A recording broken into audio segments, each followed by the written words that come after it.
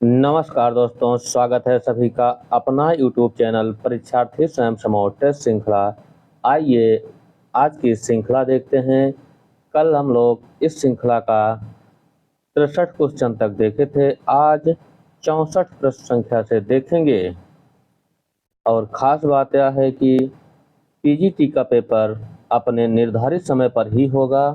आप लोग उसको विशेष ध्यान दीजिएगा। आइए पहला प्रश्न देखते हैं आज का और कल के प्रैक्टिस सेट से। प्रश्न संख्या 64 है। प्रश्न है, अमिट रेखाएं रेखा चित्र के लेखक कौन हैं? अमिट रेखाएं रेखा चित्र के लेखक हैं सत्यवती मलिक। ऑप्शन ए सही है। अगला प्रश्न है प्रश्न संख्या 65। युवराज की यात्रा किस विधा की रचना है? युवराज की यात्रा यह रिपोर्ताज विधा की रचना है। ऑप्शन सी सही है। अगला प्रश्न है प्रश्न संख्या 66 है। शारदीया गद्य काव्य के रचनाकार कौन हैं? शारदीया गद्य काव्य के रचनाकार दिनेश नंदिनी डालमिया हैं। ऑप्शन बी सही है। जगदीश चंद्र माथुर की शारदीया कौन सी विधा है? आप लोग कमेंट करके जरूर बताएं। अगला प्रश्न है, अंकित होने दो डायरी साहित्य के लेखक हैं। अंकित होने दो डायरी साहित्य के लेखक अजीत कुमार हैं। ऑप्शन डी सही है। अगला प्रश्न है प्रश्न संख्या 68 है। हिंदी किस परिवार की भाषा है? हिंदी भारोपी परिवार की भाषा है। ऑप्शन बी सही है। अगला प्रश्न है, विकास की दृष्टि से प्रकृति की पूर्वकालीन अवस्था का नाम है। विकास की दृष्टि से प्रकृति की पूर्वकालीन अवस्था का नाम पाली है। ऑप्शन ए सही है। अगला प्रश्न है,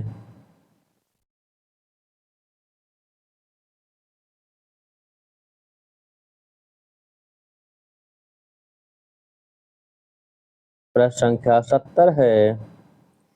इनमें से कौन सी बोली मध्य प्रदेश की प्रमुख बोली में नहीं आती है?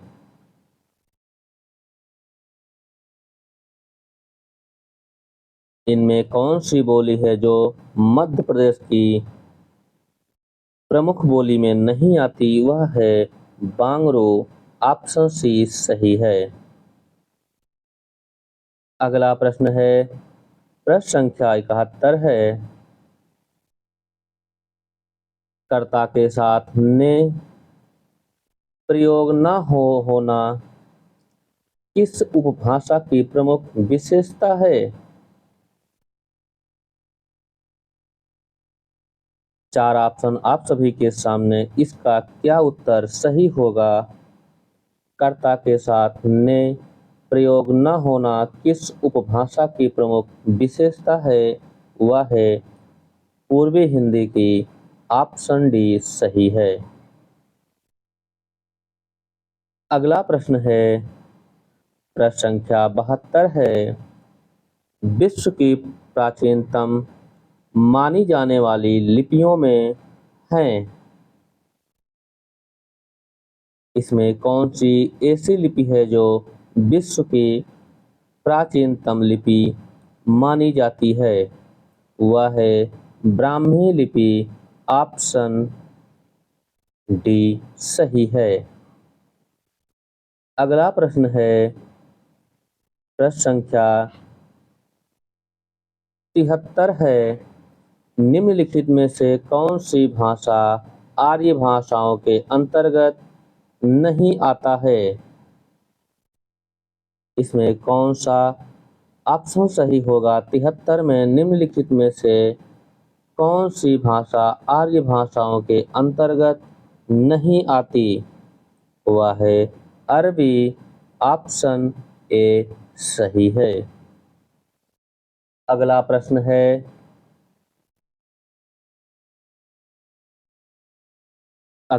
है भाषा की लघुतम स्वतंत्र एवं सार्थक इकाई को क्या कहते हैं? प्रश्न संख्या 74 है। भाषा की लघुतम स्वतंत्र एवं सार्थक इकाई को शब्द कहते हैं। ऑप्शन सी सही है। अगला प्रश्न है प्रश्न संख्या 75 है। हिंदी भाषा राज्य के अंतर्गत कौन सा राज्य नहीं आता है? इसमें 75 नंबर में 4 ऑप्शन है। हिंदी भाषा राज्य के अंतर्गत कौन सा राज्य नहीं आता है? वह है महाराष्ट्र। ऑप्शन सी सही है। यह हिंदी भाषा के अंतर्गत नहीं आता है। अगला प्रश्न है प्रश्न संख्या 76 है। जिनका उच्चारण स्वतंत्र से होता है और जो व्यंजन के उच्चारण में सहायक होते हैं उसे कहते हैं। प्रश्न है जिनका उच्चारण स्वतंत्र से होता है और जो व्यंजन के उच्चारण में सहायक होते हैं उसे स्वर कहते हैं। ऑप्शन बी सही है। अगला प्रश्न है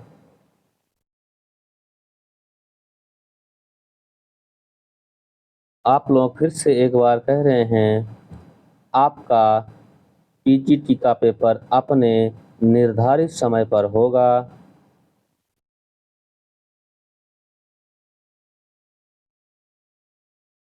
भाषा विज्ञान की दृष्टि को किस प्रकार का स्वर है? भाषा विज्ञान की दृष्टि से वो किस प्रकार का स्वर है? वह है पश्च समृद्ध। ऑप्शन बी सही है। अगला प्रश्न है प्रश्न संख्या 78 है। समुद्रगुप्त भारत का नेपालियन था। यहाँ नेपालियन किस प्रकार की संज्ञा का उदाहरण है?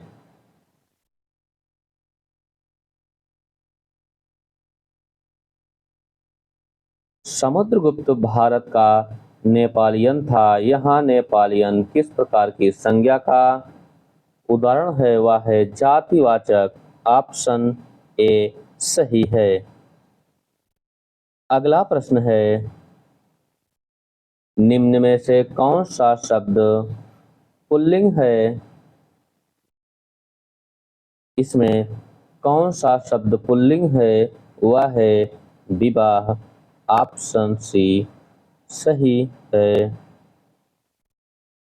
अगला प्रश्न है चाय शब्द का प्रयोग होता है। चाय शब्द का प्रयोग होता है। चाय शब्द मतलब किस वचन में होता है? यह एक वचन में होता है। ऑप्शन ए सही है।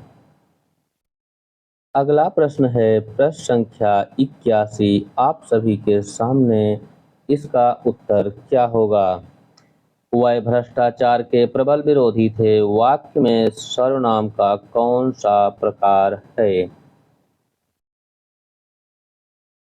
वह भ्रष्टाचार के प्रबल विरोधी थे। वाक्य में सर्वनाम का पुरुषवाचक सर्वनाम है। ऑप्शन डी सही है।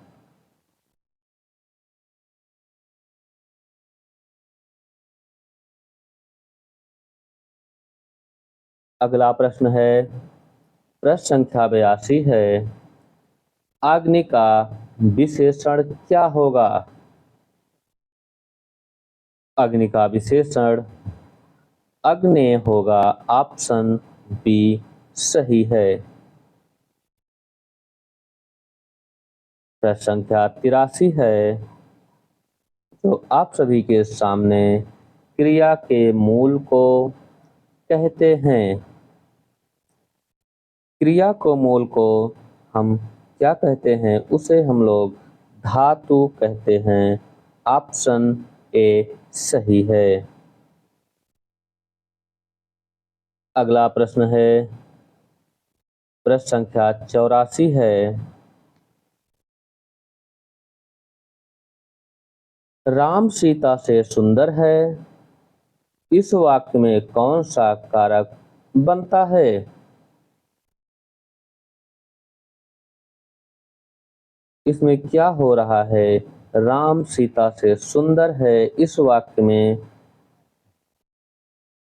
अलगाव हो रहा है। अलगाव के उपलक्ष्य में अपादान कारक होगा।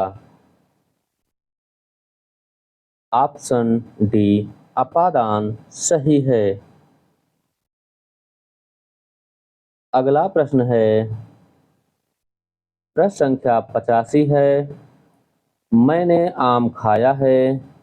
यह वाक्य किस काल को प्रदर्शित करता है? मैंने आम खाया है। यह वाक्य किस काल को प्रदर्शित करता है? यह भूतकाल को प्रदर्शित करता है। ऑप्शन ए सही है। अगला प्रश्न है, प्रश्न संख्या 86 है।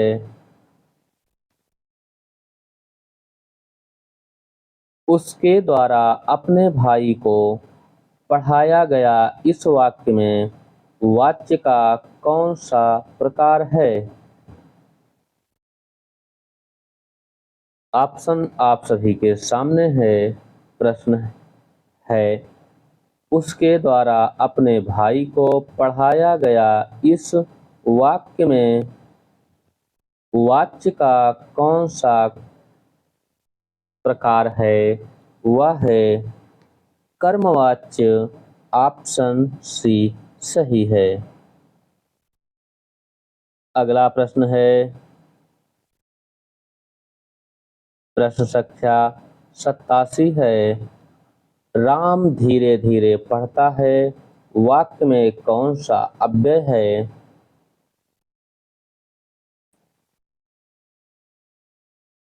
राम धीरे धीरे पढ़ता है। वाक्य में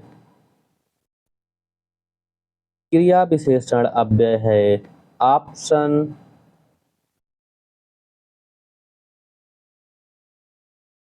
बी सही है।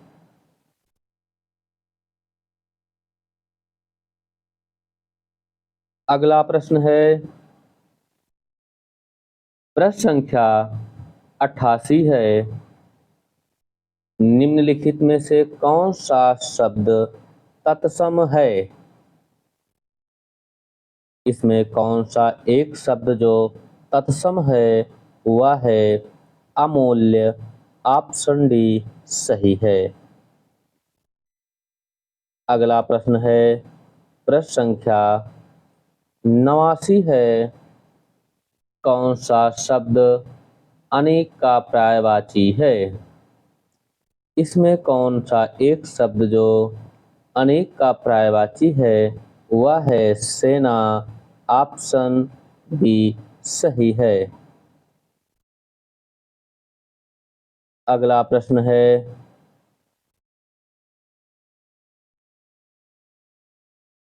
तर्कस का पर्यायवाची शब्द है। इसमें कौन सा शब्द जो तर्कस का पर्यायवाची है वह है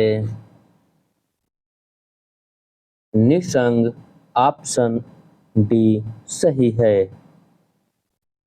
अगला प्रश्न है, प्रश्न संख्या 91 है, अनुरिक्त का विपरीतार्थक शब्द है।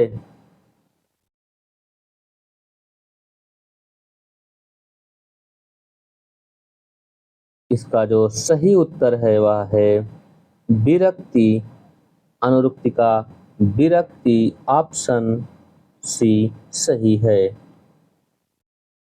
अगला प्रश्न है, प्रश्न संख्या 92 है, उपमान का विलोम है। इसमें एक शब्द जो उपमान का विलोम है वह है उपमेय। ऑप्शन डी सही है। अगला प्रश्न है,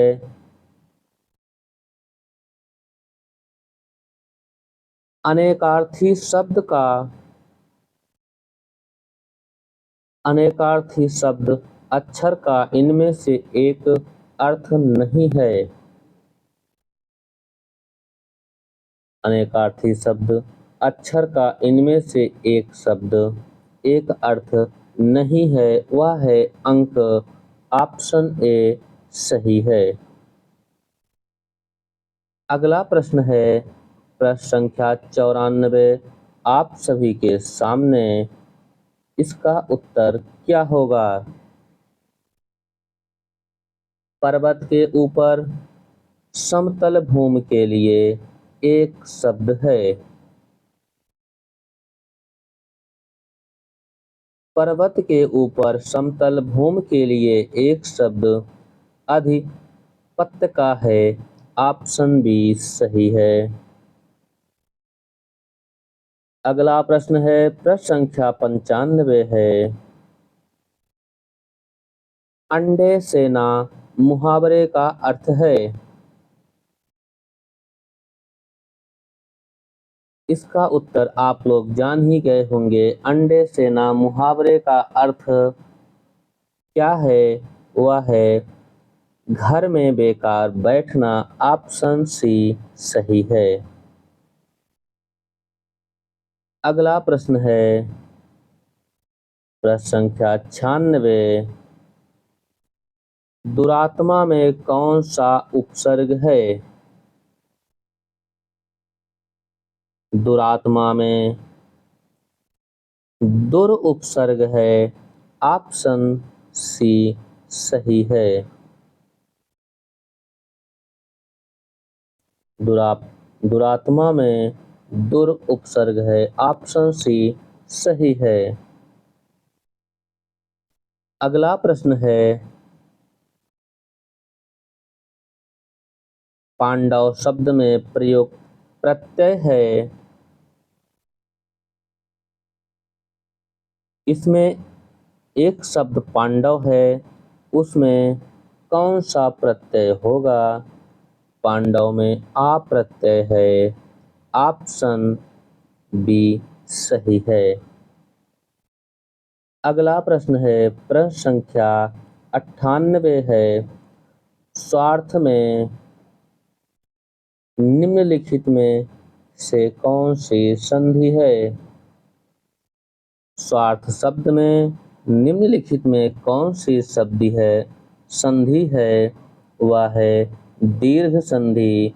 ऑप्शन ए सही है। अगला प्रश्न है, प्रश्न संख्या 99 है, जो आप सभी के सामने। सेना नायक में कौन सा समास है? सेना नायक में तत्पुरुष समास है। ऑप्शन बी सही है। अगला प्रश्न है,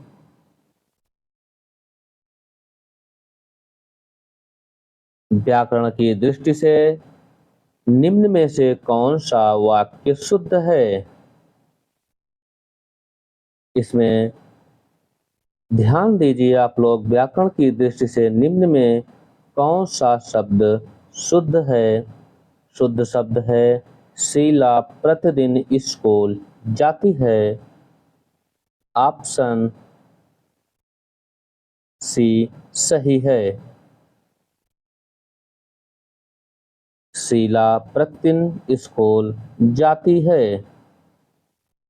अगला प्रश्न है प्रश्न संख्या 101। किस रस में सभी संचारी भावों को आत्मसात करने का सामर्थ्य होता है? प्रश्न है किस रस में सभी संचारी भावों को आत्मसात करने का सामर्थ्य होता है? वह है श्रृंगार रस। ऑप्शन डी सही है। अगला प्रश्न है प्रश्न संख्या 102 आप सभी के सामने। प्रश्न है द्वैत विलंबित में गणों का क्रम क्या होगा? द्वैत विलंबित छंद में गणों का क्रम है नगण, भगण, भगण, रगण। ऑप्शन सी सही है। अगला प्रश्न देखते हैं हम लोग।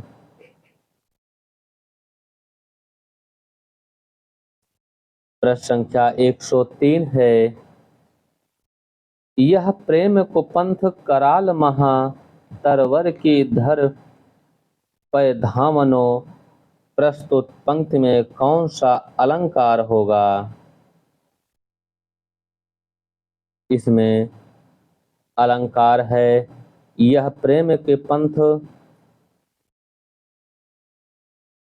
करा महा तलवर की धार पे धामनो प्रस्तुत पंक्ति में निर्दर्शना अलंकार है।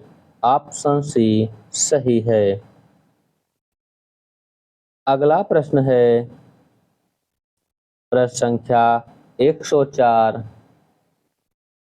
अद दोषो सगुणो सलंकारो चा शब्दर्थो वाक्यम काव्य लक्षण किस आचार्य का है?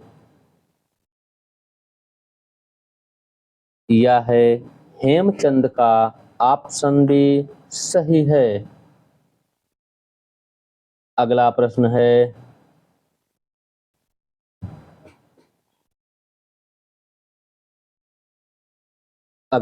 है प्रतिभा के दो भेद कर इत्री और भाव इत्री किस आचार्य ने माना है? प्रतिभा के दो भेद को कर इत्री और भाव इत्री राजशेखर ने माना है। ऑप्शन डी सही है। अगला प्रश्न है प्रश्न संख्या 106 भारव की माता का नाम क्या है? भारव की माता का नाम सुशीला है। ऑप्शन बी सही है। अगला प्रश्न है प्रश्न संख्या 107 है संख्या दर्शन के प्रवर्तक माने जाते हैं सांख्य दर्शन के प्रवर्तक माने जाते हैं। सांख्य दर्शन के प्रवर्तक कपिल मुनि है। ऑप्शन ए सही है। अगला प्रश्न है प्रश्न संख्या 108 है शीलम परम भूषणम सूक्ति किस ग्रंथ से है? शीलम परम भूषणम सूक्ति यह नीति शतकम से है। ऑप्शन बी सही है। अगला प्रश्न है प्रश्न संख्या 109 है बीथी क्या है? बीथी क्या है? बीथी है रूपक। ऑप्शन डी सही है। अगला प्रश्न है उज्ज्वल नीलमणि रचना है। उज्ज्वल नीलमणि यह रचना किसकी है? यह रचना है जीव गोस्वामी की। ऑप्शन बी सही है। अगला प्रश्न है प्रश्न संख्या 111 आप सभी के सामने। भगवान राम के जीवन से संबंधित कौन सा नाटक है?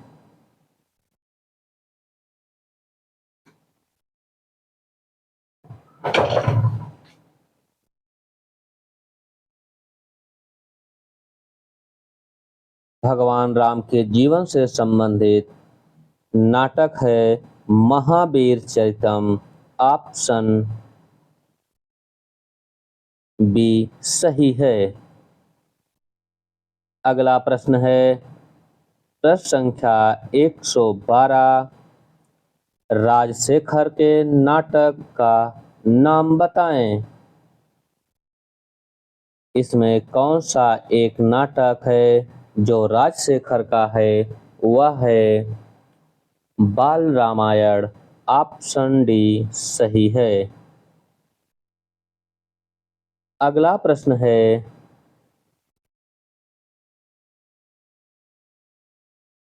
प्रश्न संख्या 113 मधु शब्द का पंचमी विभक्ति एक वचन रूप होता है। इसमें कौन सा शब्द सही है जो मधु शब्द का पंचमी विभक्ति एक वचन रूप है? वह है मधुनः। ऑप्शन सी सही है। अगला प्रश्न है प्रश्न संख्या 114 है दुह धातु के लट लकार मध्यम पुरुष एक वचन का रूप होगा। इसमें कौन सा विकल्प सही है? प्रश्न संख्या 114 में दो धातु के लट लकार मध्यम पुरुष एक वचन का रूप है। वह है धोक्षी। ऑप्शन ए सही है। अगला प्रश्न है प्रश्न संख्या 115 आप सभी के सामने। प्रश्न है गांव के दोनों ओर रास्ते हैं का संस्कृत में सही अनुवाद होगा। गांव के दोनों ओर रास्ते हैं इसका जो संस्कृत अनुवाद है वह है ग्रामम उभयतः मार्ग सन्ति। ग्रामम उभयतः मार्गः सन्ति। ऑप्शन सी सही है।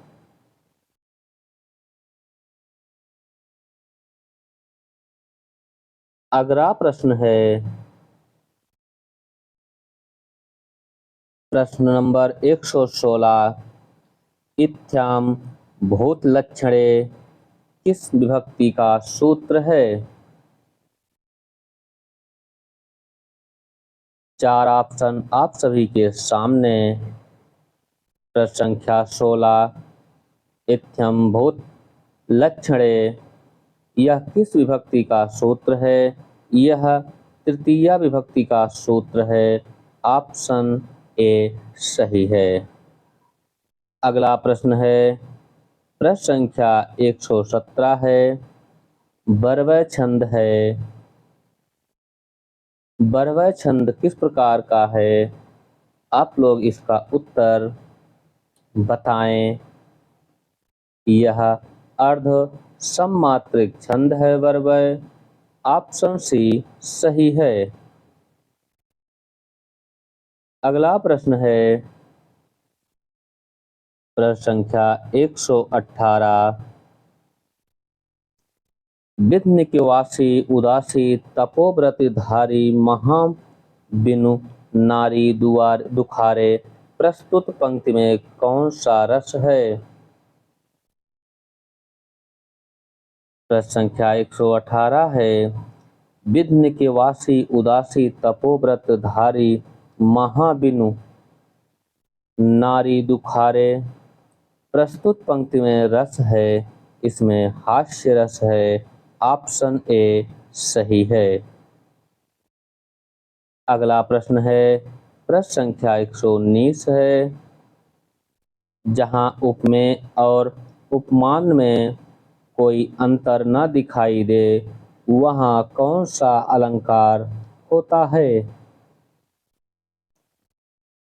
प्रश्न संख्या 119। 4 ऑप्शन आप सभी के सामने। जहां उपमेय और उपमान में कोई अंतर न दिखाई दे वहां रूपक अलंकार होता है। ऑप्शन बी सही है। अगला प्रश्न है प्रश्न संख्या 102 है आचार्य भोज ने रीति शब्द को किस नाम से अभिहित किया? इसका जो सही उत्तर है आचार्य भोज ने रीति शब्द का कविपंथ नाम से अभिहित किया। ऑप्शन डी सही है। अगला प्रश्न है प्रश्न संख्या 121 है सखी वह मुझसे कह कर जाते पंक्ति में कौन सी शब्द शक्ति है? 4 ऑप्शन आप सभी के सामने। सखी वह मुझसे कह कर जाते पंक्ति में व्यंजना शब्द शक्ति है। ऑप्शन सी सही है। अगला प्रश्न है प्रश्न संख्या 122 है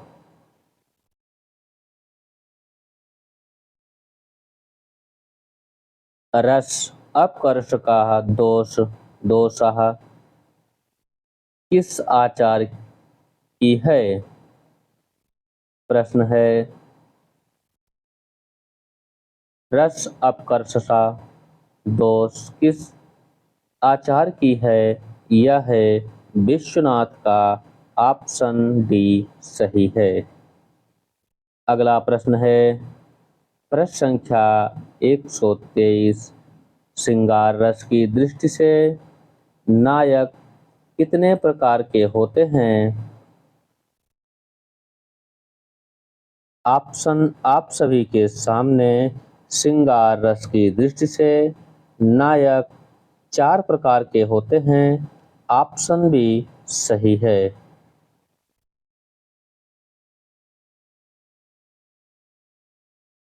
अगला प्रश्न है प्रश्न संख्या 124 है जो पित्रादेश में कौन सी संधि होगी? पित्रादेश में यण संधि होगी। ऑप्शन ए सही है। अगला प्रश्न है प्रश्न संख्या 125 आप सभी के सामने। इसका उत्तर क्या होगा? त्रिमुनि में कौन सा समास है? त्रिमुनि में अव्ययी भाव समास है। ऑप्शन ए सही है। त्रिमुनि में अव्ययी भाव समास है। अगर आप लोगों को दिक्कत हो इस पर तो बाबूराम सक्सेना देख लीजिएगा, उसमें अव्ययी भाव समास दिया हुआ है। सभी मित्र चैनल को लाइक सब्सक्राइब शेयर जरूर करें और आज के लिए इतना ही। धन्यवाद।